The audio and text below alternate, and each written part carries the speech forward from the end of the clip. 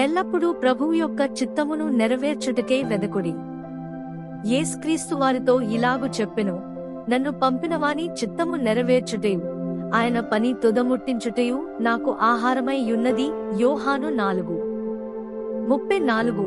తండ్రి అయిన దేవుని చిత్తమును నెరవేర్చుట మరియు ఆయన పనిని తుదముట్టించుట ప్రభువైన యేసుక్రీస్తు యొక్క ఆహారమైయున్నది.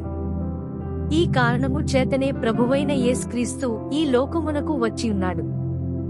లేఖనము ఈ విధముగా చెబుతున్నది, ఇందు నిమిత్తము మీరు అవివేకులు కాక ప్రభువు యొక్క చిత్తమేమిటో గ్రహించుకునుడి. ఎఫెసీ 5:17. జ్ఞానమంతటిలో ఉత్తమమైనది ప్రభువు యొక్క చిత్తమును నెరవేర్చుటయే. యేసుక్రీస్తు ఈ విధముగా చెప్పుచున్నాడు, ఎవడైనను ఆయన చిత్తము చొప్పున చేయ నిశ్చయించుకుని ఎడల ఆ బోధ దేవుని వలన కలిగినదో లేక నాయంతట నేనే బోధించుచున్నానో వాడు తెలిసికొనును. తనంతట తానే బోధించువాడు స్వకీయ మహిమను వెదకునుగాని తన్ను పంపినవాని మహిమను వెదకువాడు సత్యవంతుడు, ఆయన యందు ఏ దుర్నీతియు లేదు. యోహాను 7:17-18 వరకు. మనము దేవుని యొక్క చిత్తములో జీవించుచున్న ఎడల నిశ్చయముగా మనము చేయునది దేవునికి ఇష్టమైనదిగా ఉండును, మరియు అది మతపరమైన సమస్త తప్పుడు సిద్ధాంతాలను కొట్టివేసి నిజమైన నిబద్ధతతో దేవుని సేవించునట్లుగా చేయును.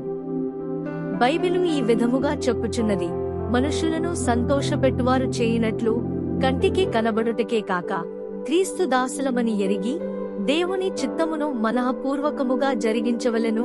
ఎఫెసీ 6:6. ఈ లోకములో ఉన్నవాటిలో అన్నిటికంటే పైగా మనము దేవుని చిత్తమును ఆశించవలెను.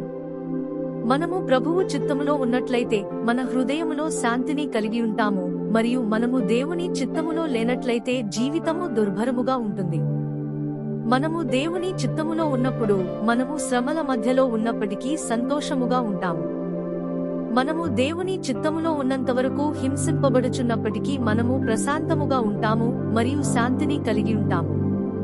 కాని దేవుని చిత్తములో లేనట్లయితే మన జీవితము దుర్భరముగా ఉంటుంది మరియు ఓటమి పాలై ఉంటుంది.